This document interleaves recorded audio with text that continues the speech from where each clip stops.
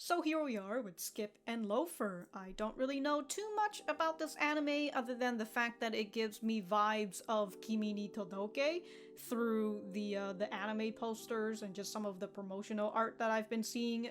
Just the way that the coloring is and the way that the art style kind of looks, and even through the summary, it kind of gives me just that tiny bit of vibes to Kimi ni Todoke. And I was talking to somebody about it who had also mentioned that it reminds them of Kimi ni Todoke, so it's it'll be an interesting watch. I really enjoy Kimi ni Todoke. It's one of my favorite romance in terms of season 1. Well, we won't talk about season 2.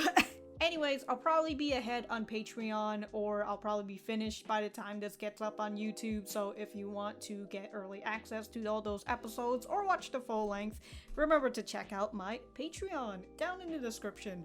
But if you guys enjoy the content, remember to leave a like on the video and subscribe if you haven't feel overwhelmed by all these call to actions that you're supposed to be doing right now. And if you don't like it, you know, dislike the video. God, so many call to actions. Alright, let's get started. You're all pride and joy.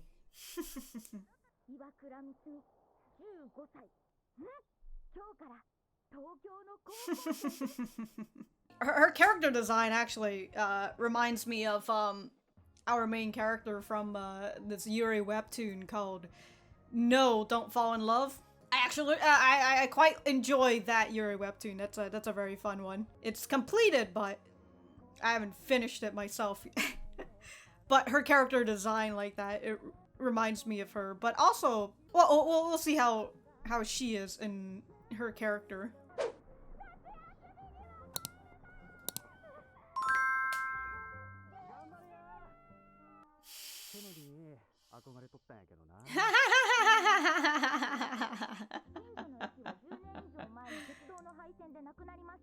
Wow.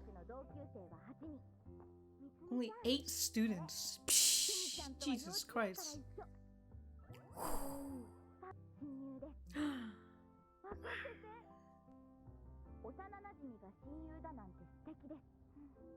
How cool is that? Can't relate.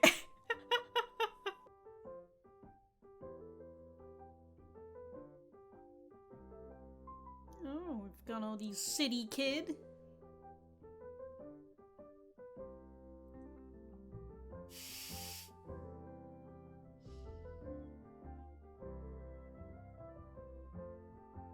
Ah, relatable. It's time to wake up? Nah.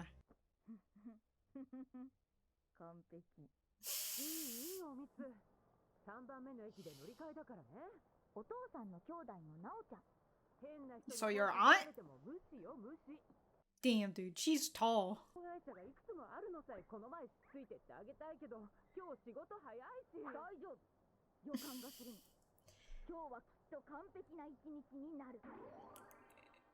Yeah, that means that all the mistakes are gonna happen.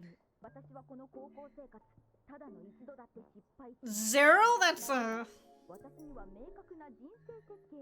Alright. You're gonna tell us about it? I will, obviously.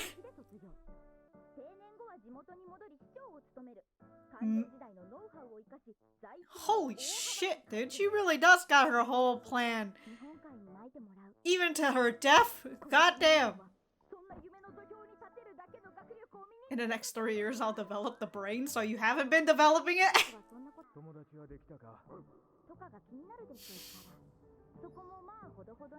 And make friends? Wrap it? Damn, dude, she really went on a fucking speed train. She's off in a whole different prefecture.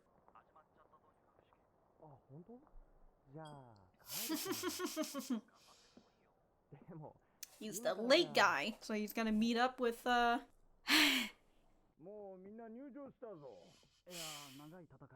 was fighting for my life in there.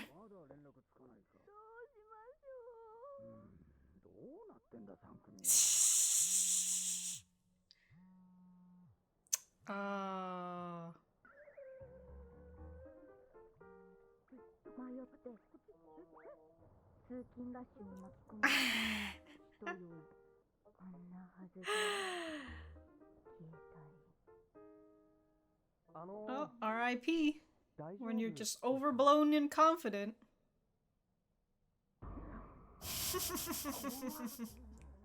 Oh my god, maybe she is crazy! Oh god! Suddenly I can't talk.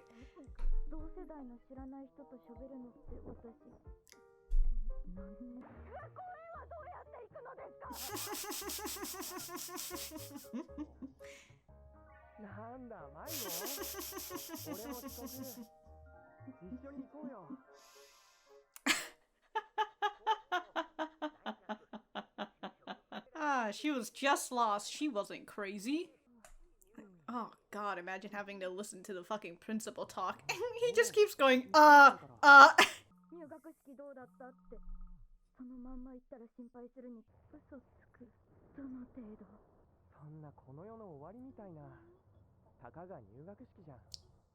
It's just the entrance ceremony.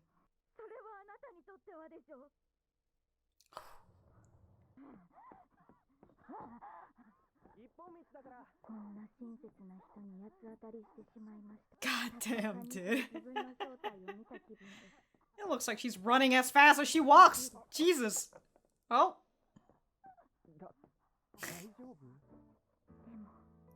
Oh.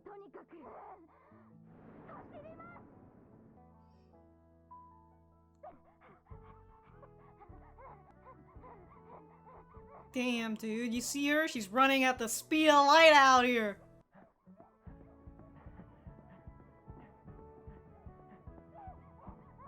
She's over here jogging for her life, and he's just lightly jogging. Alright, so we've got our, was it our meet cute? No, she's going to fucking hurl. Sub in for you.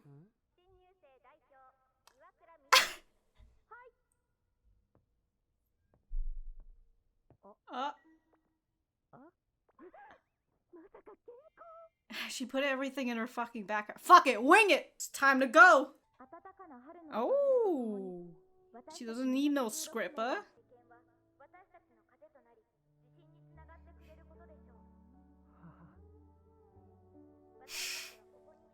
Yeah, the blush is very, like, on the cheeks, huh? Like, on the lower, the side and lower side, the lower side of the cheeks. Compared to how the blush is usually is right here, but, like, it's more, like, around this area. God, those fucking eyes.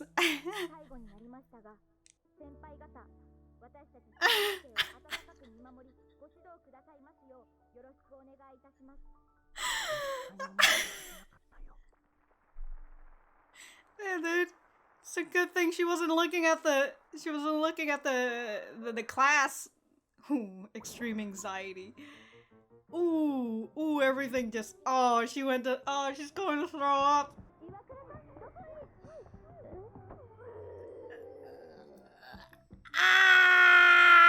Favorite blouse. Oh no.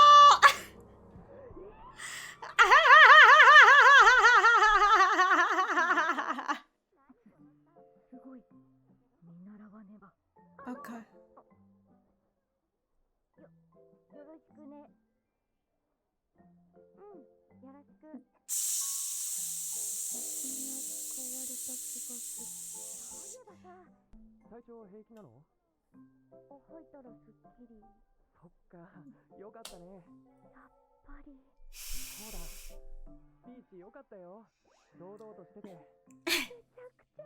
You bossed it up there.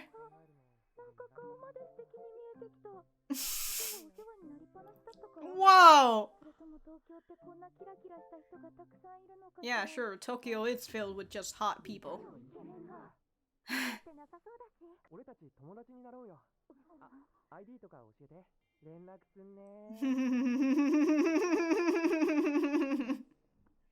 Oh, suddenly you want to talk now?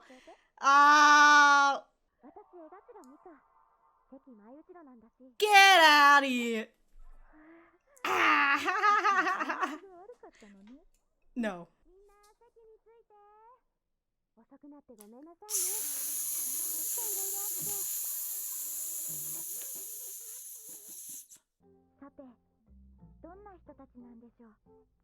Oh, we get to see the...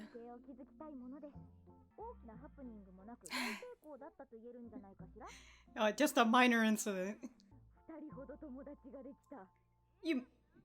You may won! You may won!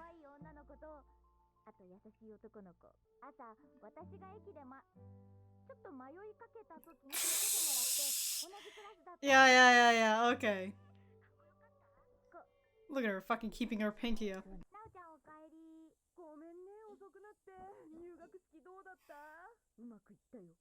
It went well. These sides are styling. God, those are big fucking radishes.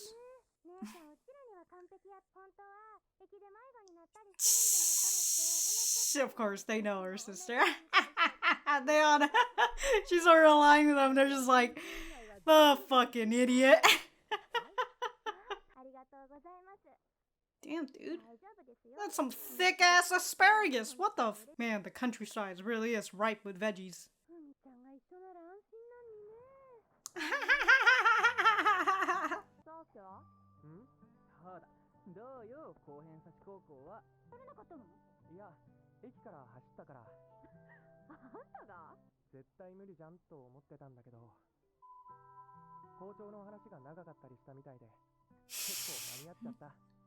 He went on forever.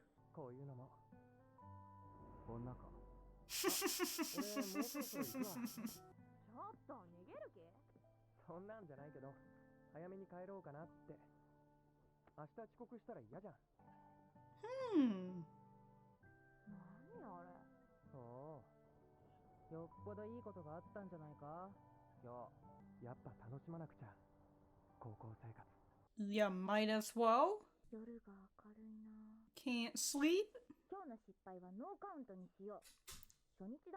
Oh, so it's just a practice day? Self-introductions.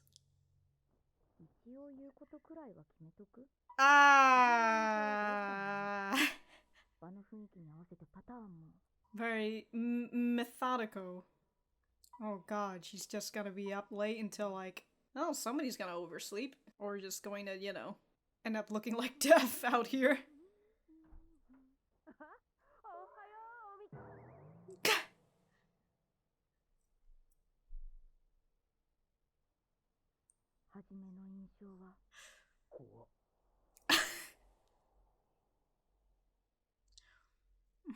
First impressions are yikes. Yikes indeed. Jesus Christ. Okay, so that was first episode of Skip and Loafer. So it is mainly just focusing on our two main characters, you know, having their meet cute moment and everything. But also really interesting in seeing how like they kind of just divert a little bit of expectation on what sort of their characters would be in terms of like if you were to follow how the typical, what is it, the typical shoujo characters, you know, you kind of have like a set on what sort of characters are going to be in a shoujo. So I do like that we're kind of having a bit of a different feel for like the main characters. Just a little bit, right? Because like Mitsumi, even though she's book smart and she's got like her whole, she's got everything planned out and she wants to be, what is it? She wants to be a lawyer? She's got her whole planned out. I'm just gonna figure out whether I want to write notes and then we'll be right back to the center. Alright, so that was the first episode of Skip and Loafer. Let me know what you guys think about it in the comments down below. You know that I always like talking to you guys. For me, I thought that this was a pretty good introduction to a shoujo anime. We've got the introduction of our two main characters, and since we're following Mitsumi more, we're getting a whole lot more about her backstory. We got to see their little meet cute. We got to see a little flash of introduction of the other characters that we're going to see that we're also seeing in the opening as well. And I assume that one of our next girl that we're going to see is Mika herself, perhaps, or just getting to learn a little bit more about Mika, or we're just gonna head on over to all the other characters that we're going to see in the anime. It'll be, okay, you know what? Now that I just mentioned Mika, alright, look, I'm already, you know, we barely even saw her, right? Hold on, I have to go on over to where she is. This girl, right? Dude, I'm still reeling from like the flesh wound that I got from Connie from Insomniacs after school, cause like I'm still feeling that hurt right now, and it just and by hurt I mean the anger. But it has subsided for Connie now that they've explained to us that she is a tsundere. So it's just like, all right, they better not also tell me that Mika is a tsundere, because god damn it. I'm gonna be like, well, if she's a tsundere, I might as well. All her sins has been forgiven, even though she has not really shown us all that much sin. All we're seeing from Mika right now, from her two interactions with Mitsumi, is that she does not give a single shit about Mitsumi, of course. Mitsumi tries to, well, I mean, she was trying her best, right? She was just saying, like, hello, giving that dead fish eye of hers. And Mika's just over looking, and then she goes over to look at her phone, you know, to brush her off. She's just like, yeah, sure, whatever. But the moment she realizes that Shima is friends with Mitsumi, suddenly she's got interest. She's just like, hey, I'd love to share, I'd love to get your idea as well. All right, Mika. Well, we'll see what's become of you and your type of character. Moving away from Mika, we've got Nao-chan, who, you know, Mitsumi describes her as her dad's sibling, and I was just kind of like, okay, sibling. I'm like, that's rather, you know, ambiguous in terms of what the gender is, but I'm just kind of assuming it's the aunt. But hey, if that changes over time and I realize that that's not it, then that's whatever. But according to my notes, apparently Nao-chan is a tall mommy, so oh no. that's the only note that I've written for for her. And the last person, before we get into our two main character, is Fumi, who is Mitsumi's childhood and best friend. Seems like they're keeping in contact right now, which I very much enjoy, but also it's, I would like to assume that it's a little bit easier for them to stay in contact because Fumi is literally living in this tiny remote town where she's going to see Mitsumi's family all the time, so of course she's going to be reminded of her best friend. So I like this element that they're showcasing when with Fumi moving away, and she's still trying to keep in contact. Sorry, not Fumi. Mitsumi has moved away, and now the both of them are trying to keep contact with each other, right? Or they're calling each other before school starts, and they're calling each other after school ends. And I just enjoy this sort of relationship with people who have moved away, but they're still keeping in contact with each other because, you know, the internet is a vast place, and it's not like the olden days where if you move away from someone and like you've lost their phone number or something, or you've lost their email address or whatever, you know, they don't send you letters anymore. That being said, it's still pretty easy to get lost from each other, you know, because you're having such a busy life in this new town and everything, and you just kind of forget your friend and all that. But I appreciate that they're trying to maintain this relationship, and if I'm from what we're seeing, and I put a lot of stakes on like what I see in the opening, but like it literally could just, you know, they could just pull a big old like gotcha moment in the opening by making me assume things. But I would assume that Mitsumi will continue to keep in a relationship with Fumi. Consider that again, Mitsumi's family is there, so Fumi's still going to be interacting with her family, and I would assume Mitsumi's planning on going back to her hometown for the summer and all that, right, to have a visit, so I assume that they're still gonna keep in relative contact, so that's very nice. I very much enjoy that. Speaking of people keeping in contact, we've got towards the end with, you know, I'm trying to figure out where are they at. It looks like a family restaurant, but outside the windows, I mean, I guess it's Tokyo, so it's supposed to be like tall buildings and everything, right, because it's a city, but you know what, I guess that explains it. It's a city, so there's a lot of high-rise buildings. But it's just funny to me that, like, I'm looking at it's a family restaurant, but outside, but like the outside makes it look like it should be like a luxurious high-rise like restaurant. Anyways, we're seeing Shima interacting with his middle school friends, I assume, because it seems like they're all going into different schools. These two girls is probably going to the same school. We also, did we see their faces? The two girls' face? Because we've seen the guys' face. Anyways, yeah, it seems like he's talking with his old friends, but we'll have to figure out whether he actually continues to interact with them, because he was just out here, like, already trying to leave. And all that. Yeah, even from this far shot, we don't really, we've really only saw shots of, like, the guy friends, right? Maybe they might have shown, I think they shown her, right? Right in this spot, right? Because they weren't really showcasing her face before. Or not. Maybe not? No, they didn't even show the girl's face. So I guess it's just like, well, maybe she'll come in sometime later eventually and we'll see her full face. Or it's just, who gives a shit about them? Well, I guess it's the latter until, you know, the former comes. Let's head on over to our main girl, Mitsumi. Albeit, I should probably talk about Shima first, because I don't really have too much of a grasp on this character. I mean, I feel like I do, but I kind of don't. But, well, whatever. We'll talk about Mitsumi. Okay.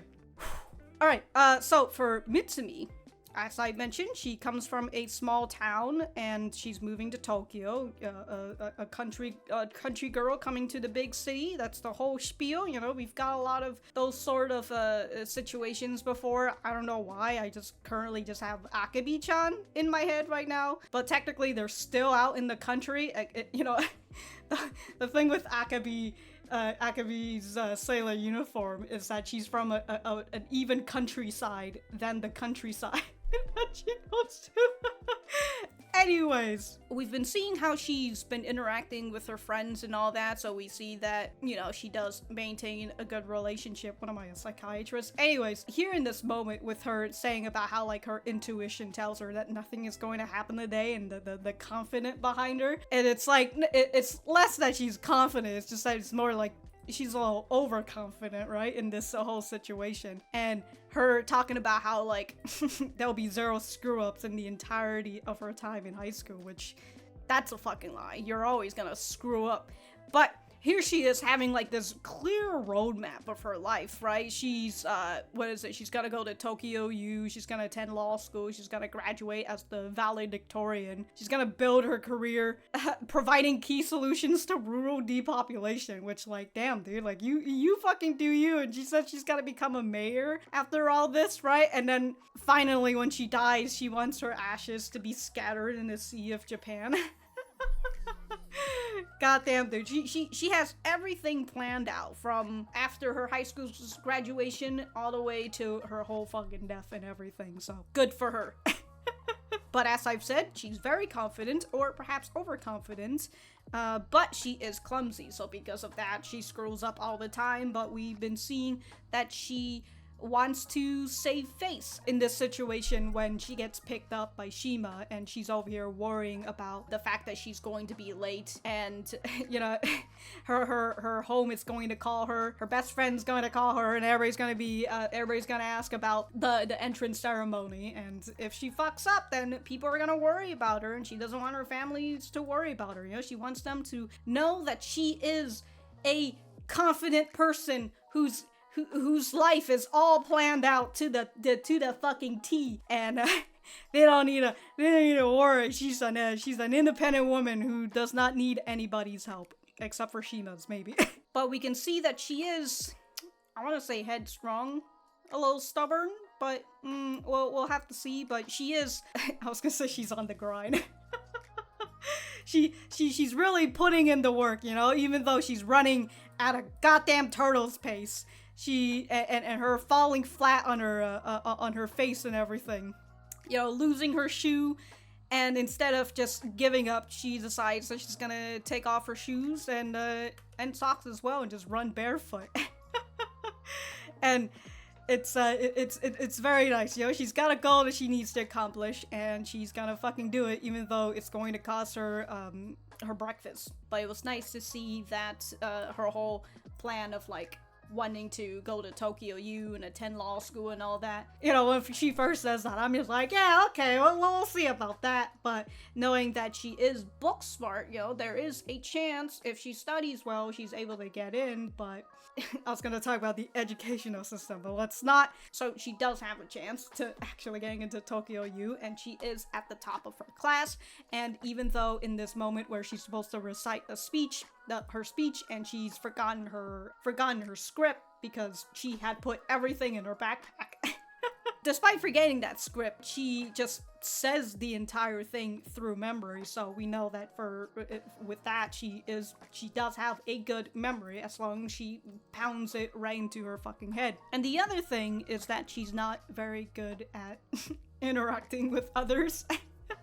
As she says, she's never talked to strangers her age before because she lives in a tiny remote town where everybody knows each other. So I assume she just hasn't talked to strangers in a very long time because she gets along well with everyone, right? With what Fumi says, you are our town's pride and joy. So Mitsumi is a little social awkward. She also has that bit of a confidence in her where she was just like, yeah, I'm gonna make friends, you know? My parents are gonna worry about how, like, I'm not making any friends there or whatever, but they don't need to worry about me. I can do it myself. And then here she is, giving people the fucking fisheye, and also giving off that, what is it? It's like it's the Sawako vibes from the Rings. That's what it is, right? Sawako? I only remember the main character of Kimi ni Todoke as Sawako because they would call her Sayako. That's it, right? Hold on.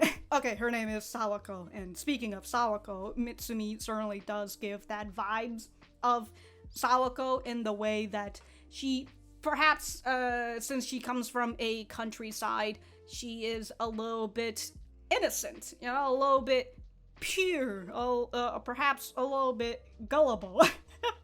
We'll have to see how that goes.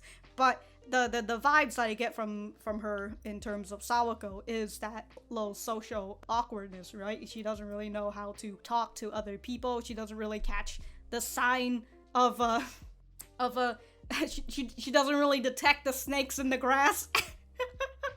And when we first saw the interaction between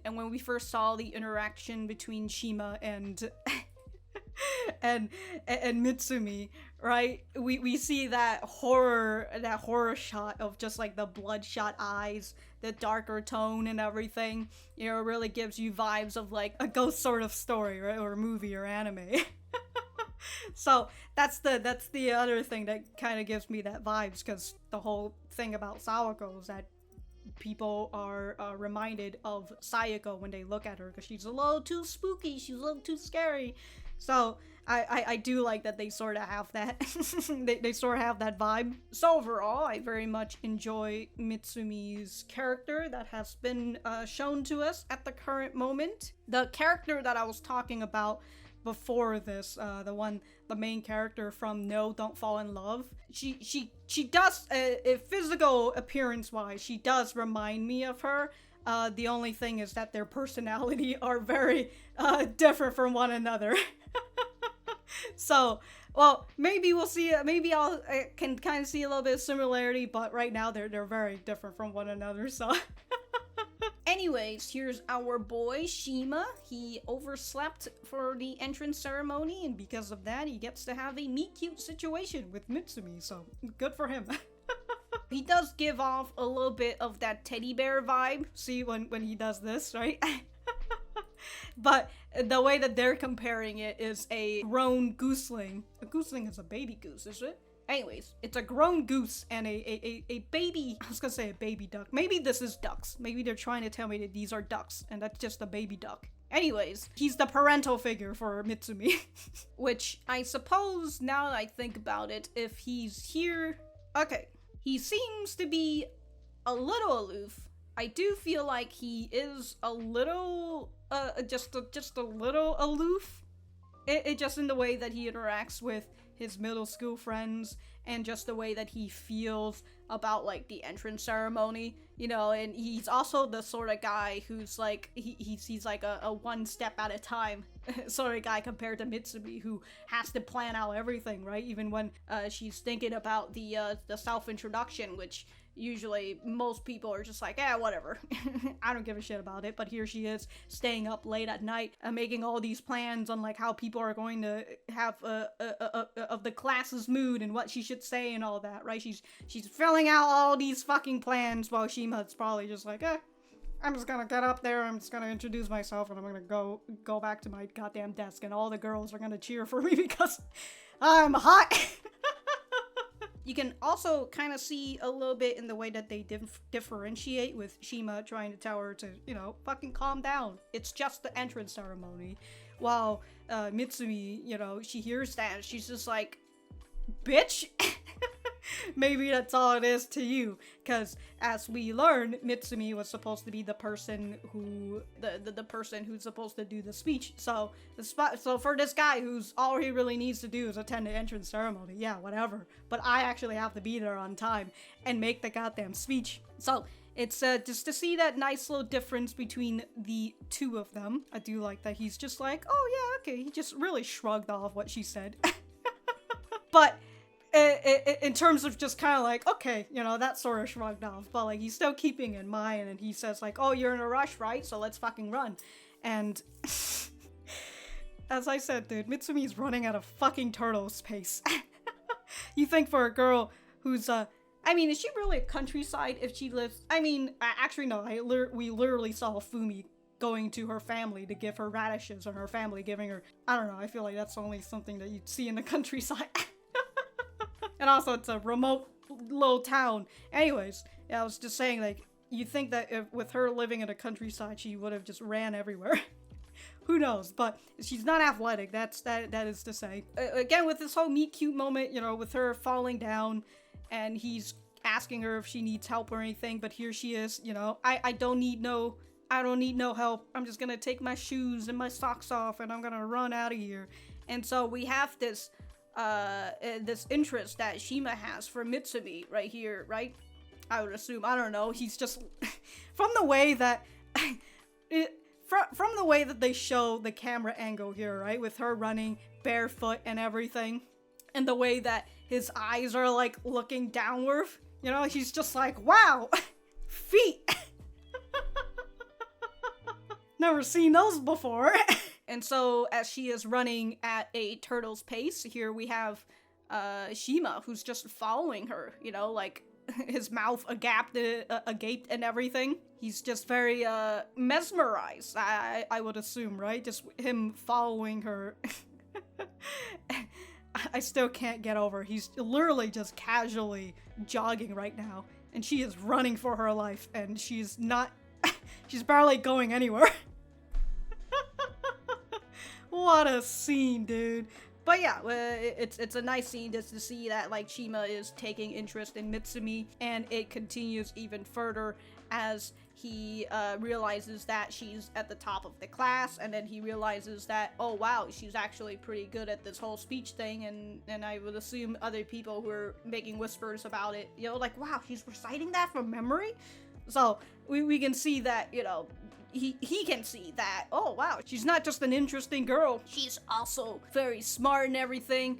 And then after that whole situation of her looking good, she immediately runs out of the way and just just throws up on the teacher. Oh man. And then here's this boy just fucking laughing about it. So yeah, he finds her to be very entertaining and interesting, while Mitsumi is yeah, that's the sort of attraction that he finds to her right now. And then here's Mitsumi, who finds his kindness to be very attracting because, well, I mean, she's just a baby goose in this big dark world, and here he is being the mother. I was gonna say the mother swan. You know, being the mother duck and helping her lead her through this terrible city. I mean, terribly scary city. But also, she's just over here like, man, I don't know about you, but he's kind of hot. Is this just a Tokyo thing? But of course, Shima is just one of the kind boys, right? All the girls are just out here like, what a hot guy. He's not a stuck-up either, right? So all the girls are just out here looking at him, and he's made his mark on Mitsumi by saying that she's now his friend, and so that resulted in, you know, what Mika was doing. She was getting Mitsumi's ID and all that, you know, maybe try to be your friend, maybe get a little closer to Shima and all that. We'll see how that goes.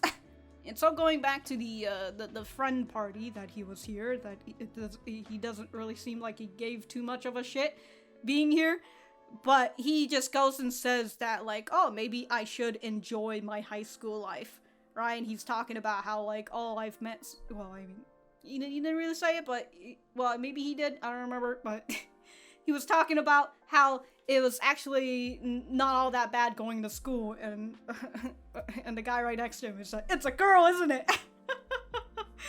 You fucking asshole. You've never been like this before, and now you're suddenly interested in school? Must be a girl. Can't be any other, can't be anything else. So yeah, that's pretty much it. Thanks for coming to my TED Talk, and if I have anything else to say, I will write it in the description down below. Thank you guys for sticking around, and I will see you guys in the next episode. Huh.